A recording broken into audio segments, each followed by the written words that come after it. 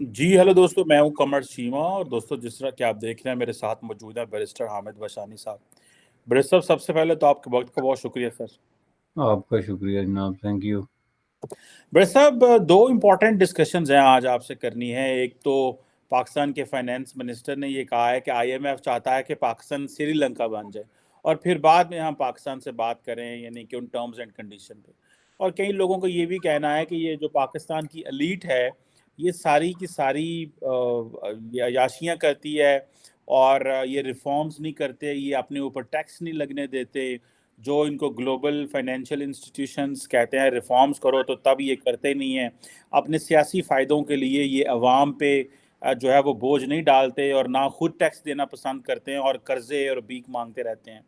آپ کو کیا لگتا ہے بیرسٹر صاحب، یہ جو آئی ایم ایف کی جو ڈیمانڈز ہیں، اور جو پاکستان کی جو پولیٹیکل ایلیٹ ہے، وہ بھلے عمران خان ہو جو اپنی حکومت ختم ہونے سے پہلے پیٹرول کی قیمتیں نیچے کر کے چلے گئے، جس پہ حکومت کو سبسڈی دینی پڑی اربوں روپے کی، اور بعد میں ابھی یہ جو حکومت ہے یہ بھی کوئی آئی ایم ایف کی بات نہیں مان رہی، اور آئی ایم ایف کا 9th ریویو بھی پینڈنگ ہے۔ So what do you make of this کہ یہ پاکستان جو ہے وہ ڈیفالٹ کر جائے؟ آپ کو اس کو کیسے دیکھتے ہیں؟ دیکھیں جی، اس میں سب سے بڑی جو باٹم لائن ہے وہ یہ ہے کہ جو ذمہ دار لوگ ہیں جن کو آپ رولنگ ایلیٹ کہتے ہیں، وہ بڑے تسلسل کے ساتھ جھوٹ بول رہے ہیں عوام کے ساتھ۔ اور اس میں باقی چیزیں چھوڑیں، اگر باقی آپ مس ریپرزنٹیشنز یا جھوٹ پہ چلے جائیں گے تو کروڑوں نکل آتے ہیں، لیکن صرف آئی ایم ایف کو لے کے تو آپ یہ جو آپ کا وزیر خزانہ ہے اس کی گزشتہ 4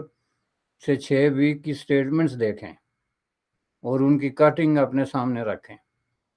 ایک سٹیٹمنٹ میں وہ یہ کہتا ہے کہ ہم نے آئی ایم ایف کی تمام شرائط مان لی ہیں اور تمام معاملات طے ہو گئے ہیں، اور کسی وقت بھی جو ہے ہم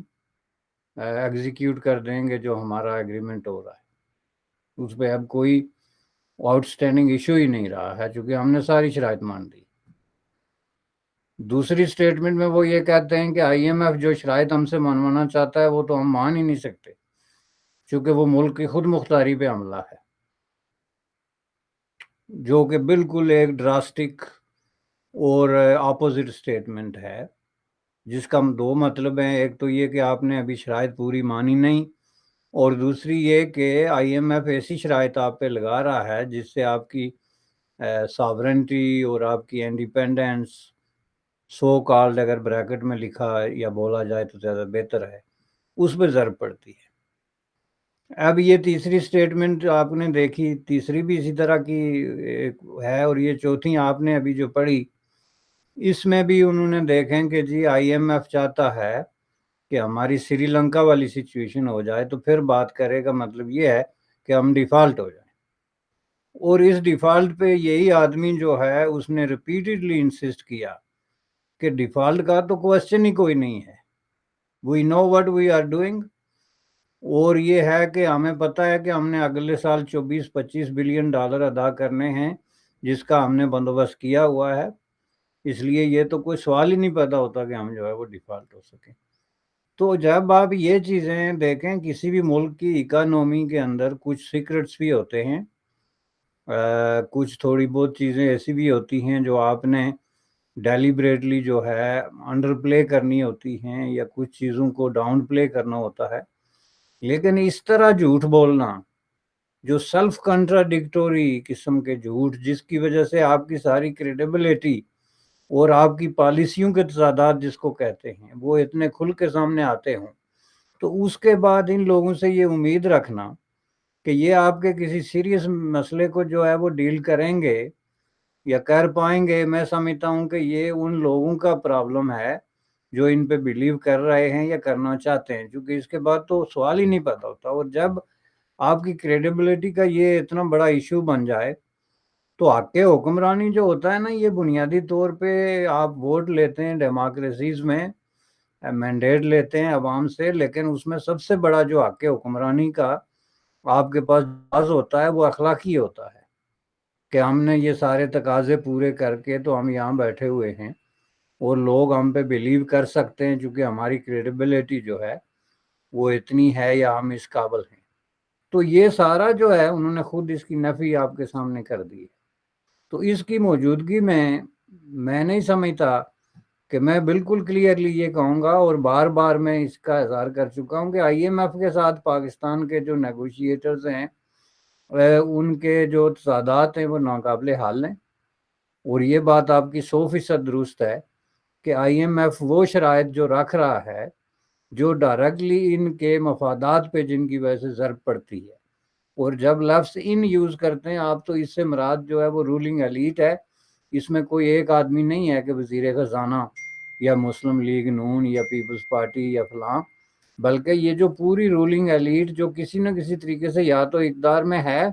یا اقتدار میں آنے کے بارے میں پوری امید ہے، یا کسی نہ کسی طریقے سے اس کے کنیکشن جو ہیں وہ پاکستان کی پاور پالیٹکس کے اندر بنتے ہیں. تو ان سب کو جو ہے کوئی جو مفادات ہیں وہ آئی ایم ایف کی شرائط سے بالکل 100% ٹکراتے ہیں، ملکی مفادات سے قطعاً نہیں ٹکراتے. دنیا کے کسی ملک میں آپ اپنی جو امیر ترین کلاس ہے، ویلتھی کلاس ہے، فارچونیٹ پیپل جن کو آپ کہتے ہیں مذہبی زبان میں، وہ ہیں، تو ان کے جب آپ ٹیکس لگا کے تو ان سے پیسے اکٹھے کر کے تو آپ اپنے ملک میں غربت کے خلاف، بے روزگاری کے خلاف، یا انفارچونیٹ پیپل کو جو ہے وہ غربت کے اندھیروں سے نکالنے کے لیے جو وہ پیسے خرچ کرتے ہیں، تو یہ ایک ایسی پریکٹس ہے جو کسی بھی ملک کے خلاف تو خیر بہت دور کی بات ہے، یعنی اس ملک کے اصل آپ سمجھ لیں کہ مفادات کے لیے ہوتی ہے، اور اس کی فاؤنڈیشنز جو ہے وہ بلڈ کرتی ہے. جائے کہ آپ یہ اس کو سمجھیں کہ یہ ملکی مفاد کے خلاف ہے کہ یہ کہتے ہیں یہاں سے غربت دور کرو، جہاں پہ کروڑوں لوگ ہر سال جو ہے غربت کی سطح سے نیچے چلے جاتے ہیں. اور پاکستان میں غربت کی سطح سے نیچے چلے جانے کا کیا مطلب ہے یہ بھی آپ دیکھ لیں. یہ اس طرح کے سٹینڈرڈ نہیں ہیں کہ جس طرح ترقی یافتہ دنیا میں کوئی غربت کی سطح سے نیچے چلا گیا. وہ غربت سے سطح سے نیچے چلے جانے کا مطلب یہ ہے کہ بھوک اور ننگ کا آپ ایک ایسے سٹیج پہ پہنچ جاتے ہیں جہاں پہ آپ کی لائف تھریٹننگ قسم کی سچویشن آپ کے بچوں کے لیے اور آپ کے خاندانوں کے لیے جو ہے وہ پیدا ہو جاتی ہے. لیکن چونکہ یہ وہ شرائط اس لیے نہیں مانتے کہ یہ جن لوگوں کو ریپرزینٹ کرتے ہیں ان کے مفادات اسی طرح کے ہیں، چونکہ وہ ویلتھی لوگ ہیں، انڈسٹریلسٹ کلاس ہے، بنیادی طور پہ جاگیردار ہیں، سرمایہ دار ہیں، یا اس طرح کے لوگ ہیں جن کے پاس فاضل دولت ہے. اور اگر آئی ایم ایف کی یہ شرط مان لی جائے تو ظاہر ہے ان سے ٹیکس جو ہے وہ اکٹھا ہوگا، اور قطعاً اس طرح کی کوئی بھی کلاس دنیا میں کہیں بھی excluding exceptional individuals as a class وہ قطعاً یہ باعث نہیں مانتے کہ ان کی دولت پہ جو ہے وہ ٹیکس لگایا جائے. یہ بات آئی ایم ایف نے 1 سال پہلے کہی تھی. آئی ایم ایف کے ایک ڈائریکٹر نے پریس کانفرنس میں کہ ہم ان کو کہتے ہیں کہ بھائی صاحب آپ اپنے ملک کے دولت مند لوگوں کو ٹیکس لگا کے پیسے اکٹھے کر کے اپنے غریب لوگوں پہ خرچ کریں، یہ اس کا اپوزٹ کرتے ہیں، یہ اس کا اپوزٹ کرتے ہیں. تو اس لیے یہ ملک جو ہے وہ کسی بھی طریقے سے جو ہے وہ آگے نہیں بڑھ سکتا. تو اب اس وقت جو ان کے درمیان مفادات کی جو لڑائی ہے وہ ان کے طبقاتی اور ذاتی مفادات ہیں، جس کو وہ ملکی مفاد کے ساتھ جوڑ کے لوگوں کو کہہ رہے ہیں کہ نہیں نہیں ہم تو آپ کے چوکیدار ہیں جی، آپ کے مفادات کی لڑائی لڑ رہے ہیں، اور حقیقت میں وہ اپنی دولت بچانے کے چکر میں. بالکل بالکل صحیح کہہ رہے ہیں کہ حقیقت میں برسا وہ اپنی دولت بچانے کے چکر میں ہیں، اور ظاہر بات ہے at the end of the day وہ یہ بھی سوچتے اور سمجھتے ہیں کہ اپنی جو اپنی سیاست ہے اس کو بھی بچانا چاہتے ہیں وہ، اور وہ ان کو جو سیاست وہ ختم ہو جائے گی ان کی اگر یہ چیزیں نہ ہوئی. دوسرا ایک امپورٹنٹ میرے صاحب آپ سے بات کرنا چاہتا ہوں، اور وہ ہے افغانستان کے حوالے سے. افغانستان کے جو ڈیفنس منسٹر ہیں انہوں نے کل ایک Tolo I think Tolo news, اس کو اردو میں تو ہم طلوع پڑھتے ہیں، ٹولو نیوز کو ایک انٹرویو دیا، اور انہوں نے کہا کہ جو پاکستان اور افغانستان کے درمیان جو بارڈر ہے ہم اس کو نہیں مانتے، اور یہ جو ڈیورنڈ لائن ہے یہ ایک فرضی لائن ہے. برس صاحب پاکستان نے 50 سال افغانستان میں طالبان کے اوپر انویسٹمنٹ کی ہے، اور 50 سال کا جو سمر ہے پاکستان کو وہ اس طرح دیا جا رہا ہے. آپ کیسے دیکھتے ہیں اس کو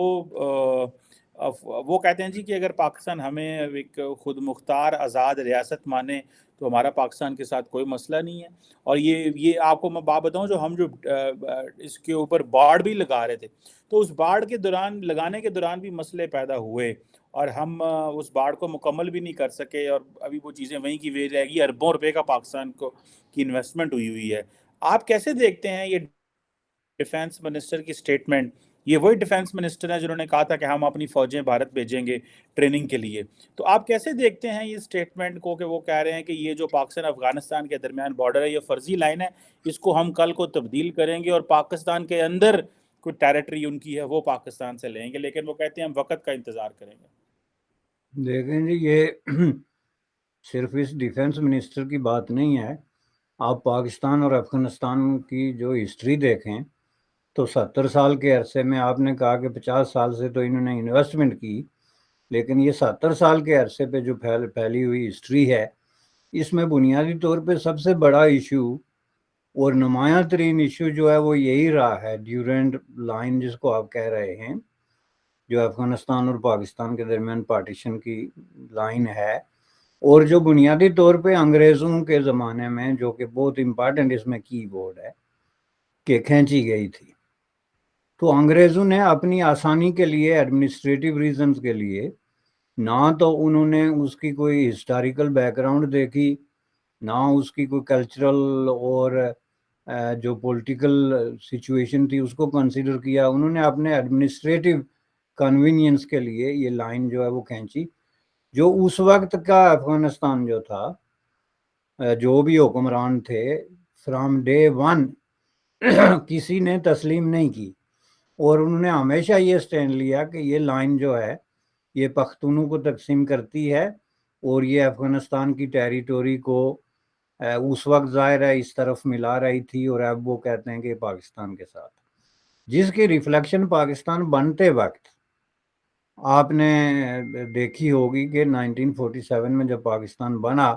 تو اس کے بعد پوری دنیا اس چیز پہ متفق تھی، چونکہ انگریزوں نے باقاعدہ رضامندی سے بر صغیر کو تقسیم کیا تھا. تو اس میں ہندوستان کی آزادی یا پاکستان کی آزادی کوئی ایسا ڈسپیوٹڈ میٹر نہیں تھا کہ کوئی اس کو اپوز کرے، لیکن پھر بھی فارملی اس کو ظاہر ہے یونائٹڈ نیشن میں پیش کیا گیا. پاکستان کی ریکگنیشن کے لیے جب قرارداد پیش کی گئی تو افغانستان واحد ملک تھا جس نے اس کو اپوز کیا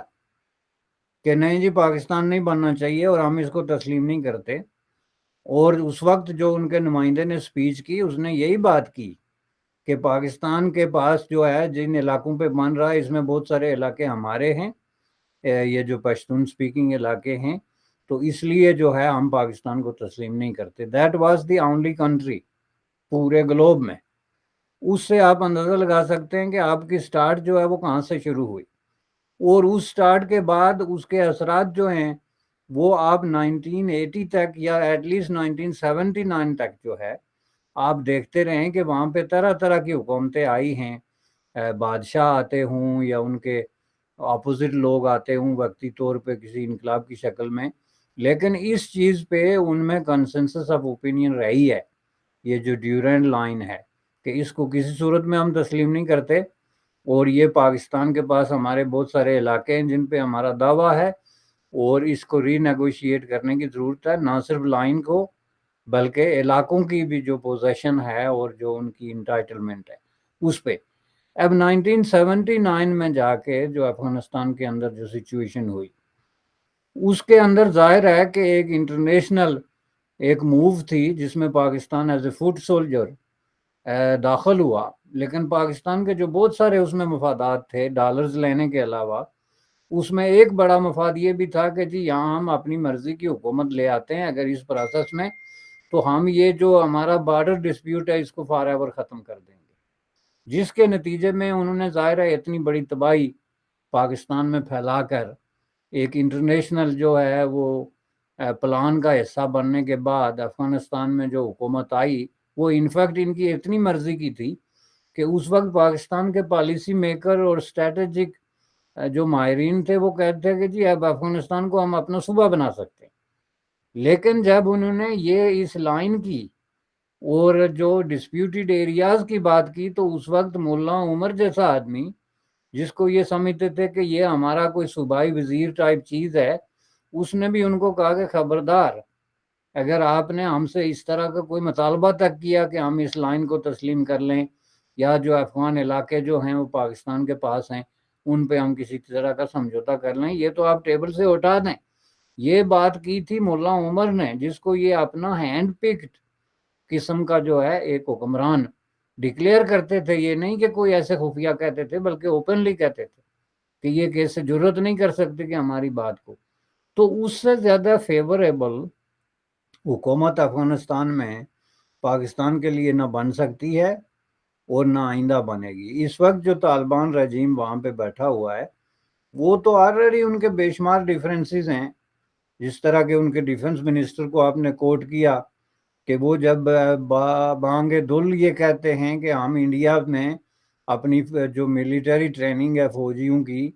ان کے لیے ان کو بھیجیں گے یا ان کی سروسز لیں گے، تو اس کا مطلب ظاہر ہے وہ جانتے ہیں کہ پاکستان میں اس کا ری ایکشن کیا ہے، چونکہ انڈیا کو لے کے پاکستان کی جو ساری پالیسی جو انڈین سینٹرک ہے، اور اس میں بات آپ کریں جب ملٹری ٹریننگ کی اور وہ بھی افغان ملٹری کی، تو اس میں پھر پاکستان کی یہ جو آپ نے کہا کہ 50 سال کی انویسٹمنٹ، یہ خون خرابہ، یہ تباہی اور بربادی اور ملک کو کھنڈرات میں بدلنے کا جو عمل ہے وہ سارے کا سارا جو ہے وہ رائے گاں جاتا ہے۔ تو اس لیے اس وقت کی حکومت بھی آپ کی ہاسٹائل حکومت ہی سمجھے، انہوں نے کسی بھی طریقے سے آپ کے ساتھ کوئی تعاون نہیں کیا۔ یہ جو دہشت گردی کی کو فیسیلیٹیٹ کرنے یا ان کو شیلٹر دینے